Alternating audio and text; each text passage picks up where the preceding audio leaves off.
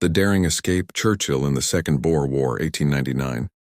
Long before he became Prime Minister and a symbol of British resilience during World War II, Winston Churchill was a young war correspondent and adventurer looking for action.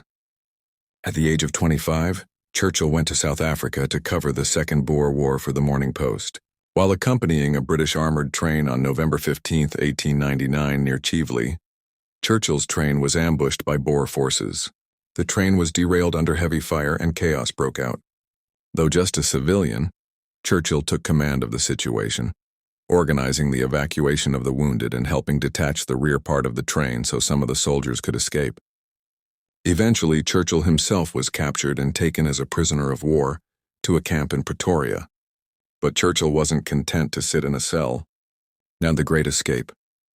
After a few weeks in captivity, Churchill made a bold and dangerous decision. He escaped. On the night of December 12, 1899, he scaled a wall and fled into the darkness, armed with nothing but a few chocolate bars and 4 slabs of railway chocolate. He had no map, no compass, and no clear plan, just the belief that he had to keep moving. For days he hid by day and walked by night, dodging Boer patrols and hoping to reach safety.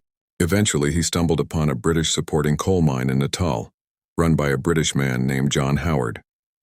Howard hid Churchill in a wool shed for several days before smuggling him onto a train hidden in a wool bale. Churchill reached British territory and was greeted as a national hero. His daring escape made headlines across Britain.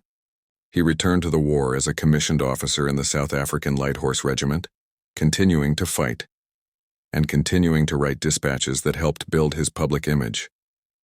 A legacy of the escape. This episode helped cement Churchill's reputation for courage, charisma, and a flair for the dramatic. It also launched his political career. Shortly afterward, he ran for Parliament and won. Churchill later said, "I have had to do with several escapes of prisoners in my time, but I think this was the most remarkable of them all."